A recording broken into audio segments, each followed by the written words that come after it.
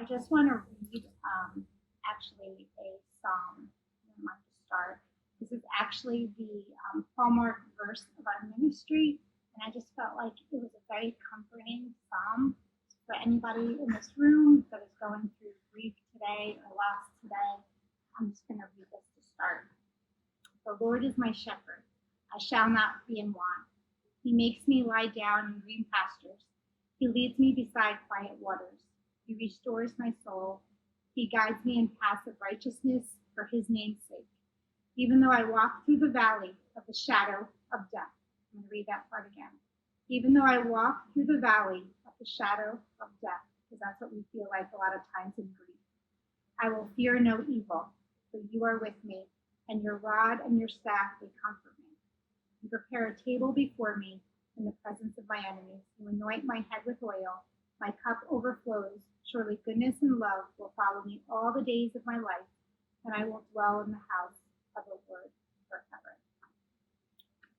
With that, my husband's going to start to share a huge piece of our story and kind of how we ended up having the ministry that we have today. Yeah, so thank you all for giving us the opportunity to come and share today.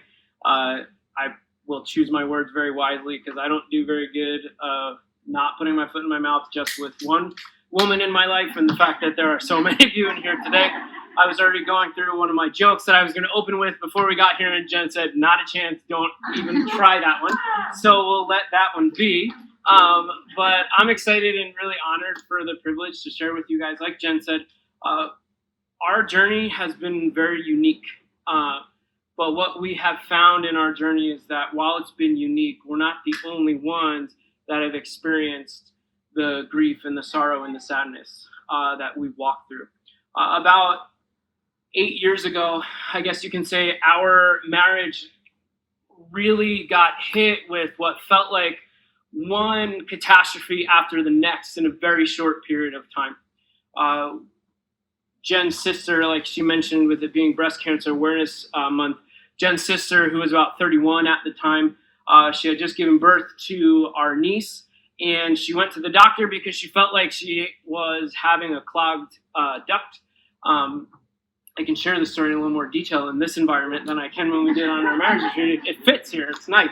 And so when she went for the doctor's appointment, they actually found out that she had breast cancer and that it wasn't a clogged duct. And 6 months after she was diagnosed, the cancer spread from her breast to her spine and then to her brain. And then she passed away. And she left her 2-year-old niece behind. And we experienced that loss in a very quick and sudden and unexpected way. About 2 weeks after that, as we were in the midst of just processing through all of those things, my grandmother, who we grew up, she raised us, we lived with her most of our lives. Literally out of nowhere, she passed away very unexpectedly 2 weeks after Melissa passed. Not long after that, her husband, my grandfather, who was like a second father to me, he passed away as well, also very suddenly. While we were dealing with all of that, we were, like Amanda mentioned, at our former church. I was a pastor there for about 15 years. And in that same period of time, within a few weeks, our senior pastor who started the church was let go of his position for some really bad decisions that he made, for some moral failures and things like that. And so I was left as one of the only pastors on staff trying to navigate this whole church kind of through this unbelievable crisis. Meanwhile, I was going home, and we were in the midst of multiple crises ourselves for a good period of time there. If Jen was able to make it out of bed for the day, that was considered a win. So we were trying to navigate all of that while dealing with the grief and the loss and all of those kind of things. In the midst of all of that, our second child, our daughter, was born, Hope, and she was super colicky. So you can relate to that. She screamed 6 months straight. That's not an exaggeration. I'll never forget when Jen came home and told me the first time she stopped screaming in 6 months. That was our second child. Our son was 2 years old when our daughter was born, in the midst of all of this. And she came home and said, you're never going to believe it. Hope stopped crying. Like, she literally stopped crying. I was like, what was it like? And she goes, well, we didn't realize it at first. And me and her and our son Nathan were driving in the car, and they were screaming back and forth at each other because we just had to scream that loud to talk. And they said they both all of a sudden realized they didn't have to scream because there was nobody else screaming in the car. And she said, it was amazing. I didn't know what it was like to just talk at a normal volume. So she was screaming nonstop. We had the loss of Jen's sister, the loss of my grandparents, navigating the church through this unbelievable crisis. And then, of course, in the midst of it, we decided to buy a house because why not? That'll fix everything. And so we're trying to navigate moving into a new home. And as you can imagine, dealing with one of those situations is enough to put a strain on your marriage. But to deal with that many in a matter of a few months was nothing short of disastrous for us. And Jen and I found ourselves in the midst of this perpetual cycle of grieving and trying to be there for one another, but we had nothing left in our tanks to give to each other. And so we would argue, we would get frustrated with one another. We would kind of have this period where we were not talking to each other, and then we would quasi-resolve things just long enough so that we could get upset about another thing in our relationship and start the cycle all over again, over and over and over and over. And for a good couple years, that was the cycle that we found ourselves in. But the interesting thing about the cycle that we found ourselves in was while the cycle was the same, the period of time that we were taking between arguments when we wouldn't speak to each other was growing longer and longer and longer and longer. And I remember one night we were in our new house that was supposed to fix everything, and we had another one of our knockdown, drag-out arguments. And Jen went into the bedroom to go to bed for the night, and I went to take my usual spot on the couch for the night. You know, my groove was still in the cushions from where I had slept more times than I could count. And I remember laying down on the couch that night, and I put my head down, and I couldn't sleep like I normally couldn't because I knew we weren't right and I knew things were not good. And I remember thinking to myself that night, oh, good, now I don't have to talk to her for 5 days. And the reason that we said the 5 days was because, like I said, the period of time was taking longer and longer and longer and longer for us to sort of resolve things. And that was about the amount of time we were up to, was about 5 days. So we would argue, and then we wouldn't speak for 5 days, and then we would say, yeah, I'm sorry, okay, me too. And then we would argue again. And when those words came out of my mouth that night when I was laying on the couch, it was about 12 o'clock at night, it hit me like a ton of bricks. You know, I work with a friend that does a lot with people that are going through recovery. And he said, one of the most profound things to me that has helped me so much in our journey. And he said, Rob, one thing you have to understand is that no matter how hard you try, you can never create rock bottom for someone else. They have to find it themselves. And until they find it themselves, they won't be able to move forward. Well, that night when I put my head on that pillow on the couch and I said, oh, good, I don't have to talk to Jen for the next 5 days, that was my rock bottom. That was where I said to myself, I cannot believe the woman that I stood at the end of the aisle with and promised my life and sickness and health and rich and poor and good and bad and all of these things, I am now looking forward to not speaking to her for the next 5 days. And that night, I hit that rock bottom and I said, something has to change. Because if we don't do something now, we're going to have nothing to do, nothing to fight for in a little while. And so when I hit that rock bottom, I kind of cried out to God because he was the only one I had left to cry out to. You see, as a man, I'm a fixer. I know how to do all of this stuff. I know how to make things better. I know how to, provide. I know how to do all the things that need to get done. And I was a fixer, but that was one of the first times in my life where I couldn't fix what I was experiencing right then and there. And so in that moment, 12 o'clock at night on my couch with tears in my eyes, I said, God, I can't do this anymore. I can't fix this. I've tried and it's gotten worse. And I don't know what to do anymore. And as clear as day, the thought he put on my heart was, good, I'm glad you're done trying to fix this. Now let me in and do what I do.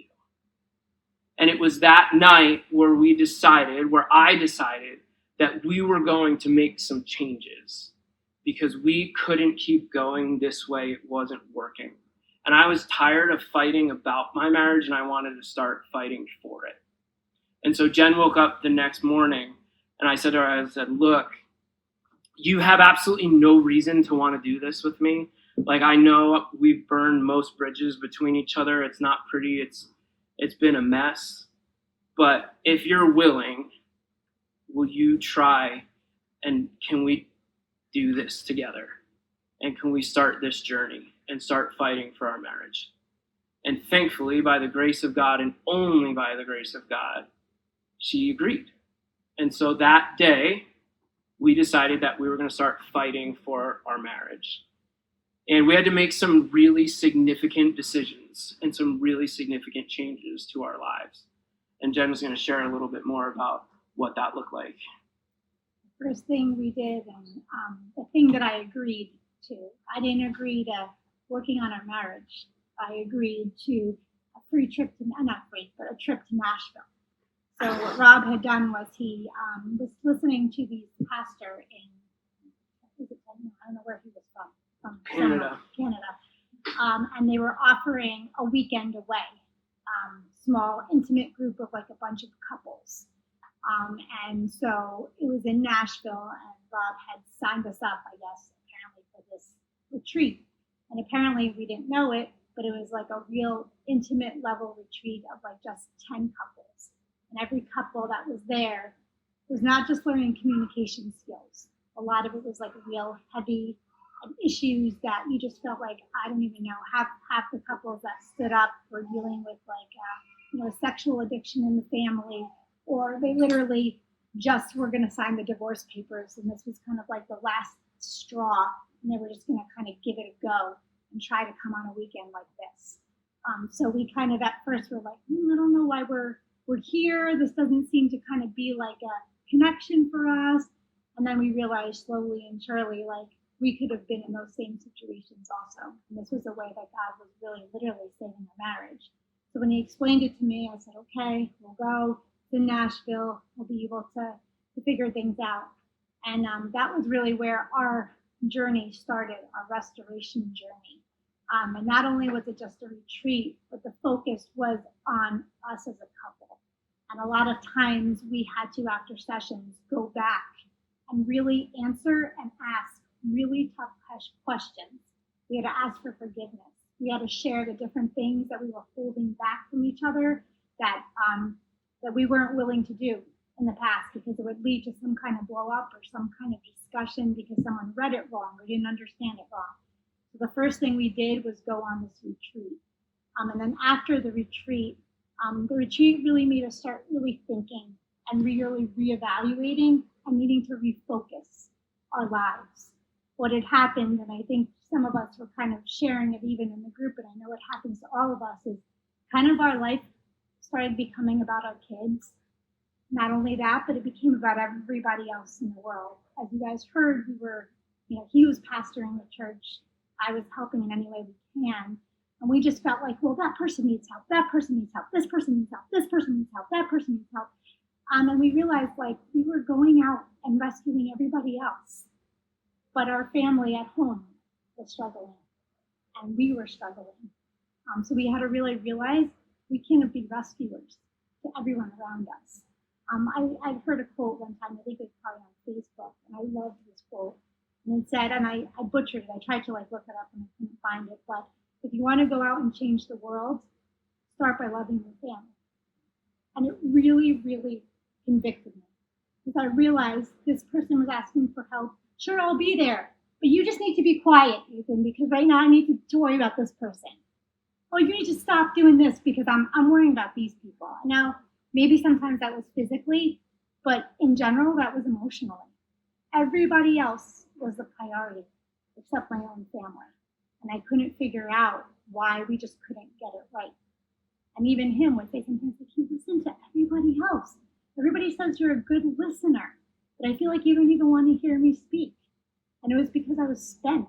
It was not that I didn't want to hear him speak, but I had nothing left to be able to give to him at the end of the day because of the kids I said, I used my excuse, because of the kids or because of everybody else that needed the help.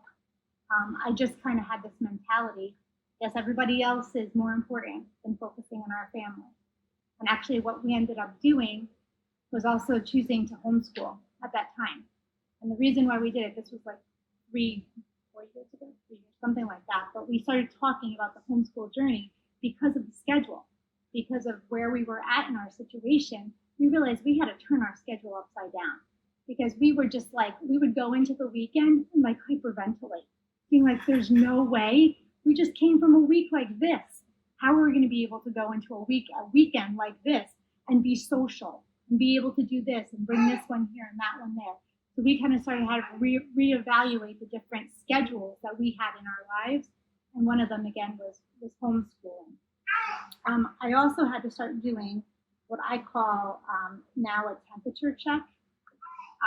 And he knows and he sees it in me, really realizing, and we had just had a retreat this weekend, and I wrote down every single list of my temperature check of when I'm starting to give out more outside the family and not get the rest I need and not give into our family. And it's literally like I react more than I listen. I'm like just lashing out, and I have a whole list, but I now sit down with my list, when I'm praying in the morning and I'm sitting down and I'm getting ready for the day, which I also made a priority because I knew if I didn't have that day, either go for a run or go do something like that. Now, not everybody has that ability to do it every day. I get that. But I'm also starting to learn how to get up even earlier and be able to do that and have that time to myself, or else I'm a mess to everyone after that. So my temperature check and my reading is becoming really good to be able to know, like, these are the things that start to shift me, and I start to read my family. With my entire family and the tension's not all caused by me, but if there's more irritability and there's more like less patience with that family, what is going on in here? I'm like, oh, that's right, it's me, because I'm setting the tone here with everyone. So really looking at ourselves and evaluating it, and really knowing like where I kind of stand and where our family's standing daily, inwardly looking at it and outwardly in the family. And the last thing that I did that seems so simple, but it's a huge thing that has like transformed our family is I've heard before, and being in the church, you hear like, oh, pray for your spouse, and you would think that was a regular thing that's in my mind. And I would be like, oh, okay, pray for him for the day. But I feel like once I really started, I actually got a book somebody had given me, and I think I've given out to some friends, Praying for Your Husband Head to Toe. And it literally goes from the head. It has a verse about a mind and a prayer to the toe, because I have no idea what to pray. Pray because he's frustrating me. That's usually what my prayer was. And in this, I know it's hard to believe, right? in this book itself, it literally I'd be praying and I'm like crying because I'm like, oh my gosh, what are you doing in me, God? Like, I'm supposed to be praying for him. He's the one that frustrated me. I didn't do anything.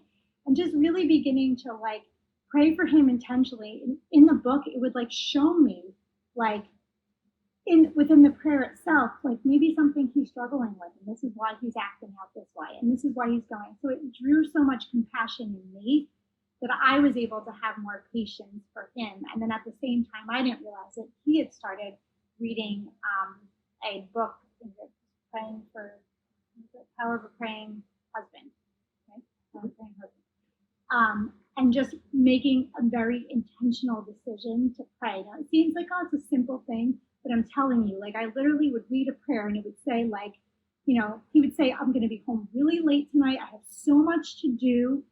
And that day, the verse would be like, with God, all things are possible. And the verse was like, please help my husband to be able to like do immeasurably more than he could have ever done. And it was during a time, I think, 2 staff members had left the church, and it was like he had so much piling on. And he walks in the door at like 4 o'clock. I'm like, what are you doing? You said you were going to work late. He's like, you would never believe this. He's like, I don't even know what happened today, but I was like a machine, and I got so much done, like in such a small amount of time. I'm like, I know what happened. I'm like, and I was like, look, this is like the exact prayer. And I think it also connected us because he's like, you intentionally prayed for me like that. And I would even start to send those prayers that I was praying that I knew he told me that morning. Because I'm not very good, we're talking this, I'm not like the romantic one of the group, but I'm not really the one that's like, oh, just talk to me, just tell me all those sweet nothings. Like, I'm not very like that. So for me, I'll give you a good example of this because she's being very honest. When we were dating, I tried to play the let me woo her card. And so we were driving in the car and I said to her, I just find something new every day that I love about you. And I'm thinking, that's a home run, right? Like, this is going to be great. So she looks at me, she's like, that's great. What did you learn today? I was like, well, the day's not over yet. And she goes, that's fine. What about yesterday? I was like, and she goes, say what you mean and mean what you say. I was like, noted. So yeah, that's my wife. So I felt like my way of like kind of showing him my care and being, invested and emotionally connected is I'll send these prayers. So for us too, it was finding ways and little things throughout the day that we could do. And believe me, not all the time did I even feel like doing it. Half the time I was like, all right, I'll just send this. But I didn't really feel like I wanted to because I was frustrated or whatever it was. And then the last thing we did was, and I think we kind of even touched on it as a group, is like really intentionally finding the time for the two of us to just be together and be creative with that, even if it meant that we were doing a project together at home. Whether we're cleaning the basement and it's just the two of us and the kids are in the other room watching a movie, and during that, sometimes like we would look at old memories and talk to each other about things. Or that one thing that we all want to do is having a date night, and going out and finding those intentional times to be able to just connect. And I know it's easier said than done, and not everybody has a babysitter. And at that time, it was hard for us to find a consistent one also, that there wasn't like some kind of regulation or schedule. But it was trying to be creative to really be intentional. So those are kind of just like the 5 big things that we kind of really started to do to refocus our relationship. Yeah. And I think one of the things that we realized through our whole journey is just how lonely it was to be on that journey. We were born and raised in this area. Our roots run deep here in the Northeast, right? We've had lots of people ask us why you would stay here. It's so expensive and the pace of life is crazy. And it's because this is our home. This is where we live and this is our community. But the interesting thing that we learned in our journey was you could be surrounded by a million people and still feel completely alone. And so as we journeyed over these past 7-8 years, our heart was to make sure that, again, we recognize that while our story is unique, we're not the only ones that go through difficult seasons in our marriage. And so our heart was to make sure that no couple had to walk through that alone, because it's a horrible, horrible place to be. And so, like Amanda said, we just recently, actually, the Lord had been stirring our heart for a couple years to step out in faith. And we said no for a couple years because we didn't want to and we were afraid. We wanted to stay comfortable and do what we thought we were going to do forever. But God said, no, you have something more that I want to do through you. And so we stepped out a few months ago, and we started this organization that is here to walk with individuals and couples and families that are in the midst of difficult seasons. Because like we said, everyone goes through difficult seasons, and no one is meant to go through them alone. And so our heart is to walk with everyone through them so that you can have someone hand in hand that can grieve with you, that can cry with you, that can help you see things in yourself or in your relationship that you may not be able to see, and help you walk through those seasons so that you can walk through the valley of the shadow of death together, but still fear no evil. The way that we do that is exactly what Jen just shared, because as we stepped back and said, okay, what about our journey did we learn? And like Jen said, we learned that we needed to be willing to step back. We just, like Jen said, we just hosted our first marriage retreat last weekend. It was really awesome. We had a great time doing it with some incredible couples. And some of the things that we talked about with them was that no one is going to fight for you to rest. It's never going to happen. There's always going to be more people. There's going to be more kids. There's going to be more tasks. There's going to be more responsibilities that are always going to demand more of your energy. So the only person that's going to be able to fight for that rest is you and your spouse. It's just never going to happen on accident. And so that's why we had to intentionally say, we're going to retreat, we're going to pull up the drawbridge, and we're going to focus on us, because nobody else is going to do that in our lives. We were giving out so much to everybody else because everybody wanted more. They needed more attention. They needed more help. They needed more just things done for them. And so we needed to step back and retreat so that we could refocus and say, but what's the most important things here? Because what we found was we had lost sight of the most important things. We had lost sight of taking care of our relationship, taking care of our family, and taking care of our relationship with God. Because everything that we do flows from those things. And until we refocused and made those the top priority, we had no restoration in our relationship. But when we stepped back and we said, okay, we're going to intentionally and regularly take that time to retreat. And I know I'm not a mom, and I know that, I can't walk in your shoes. But I do know that as we've talked through things, like to say, you need to find time to rest, you could just run me out of the room. Like, I get that. But like Jen said, we had to find creative ways to do that, right? Even if it meant locking the door on the bathroom for an extra 3 minutes just to catch your breath. That's what it looked like in that season, because everybody's season looks different. The way that you're going to be able to rest is going to look completely different than the way that we were able to rest. But what we know is we all need to rest. And so kind of what our responsibility is as husbands and wives is to say, okay, what does that rest look like for me? When we talked about it on our retreat, we talked about actively recovering, right? You can't just expect to take a nap and feel better. It's not going to fix things. And that's what we thought, right? Well, I just need to sleep more. No, it doesn't work that way, because you're giving out so much of yourself. It's not just a matter of physical energy. You're giving of yourself emotionally. You're giving of yourself to your kids. You're giving yourself every part of you. And all of those things need to be replenished. But nobody's going to fight to give you that back other than you and your spouse. And so we had to be intentional to find out how to do that. And we had to be intentional to refocus and make sure we're actually making the big priorities in our lives. And when we did that, and when we found that new rhythm, that was when we found our relationship was restored. That was when we found that intimacy that we had been missing for so long. But it wasn't until we had those hard conversations, it wasn't until we made those difficult decisions that we found that restoration. I also forgot to share the one thing we actually do, that we also did then, is we admitted that we needed help. We realized we can't do this on our own. We went on this retreat and had people on this retreat be able to pour into us. And then when we came home, we went through individual counseling with somebody to really just go through like a lot of this grief. Because a lot of it was we had started putting wedges between each other because we felt like the other one couldn't be there for us or couldn't understand.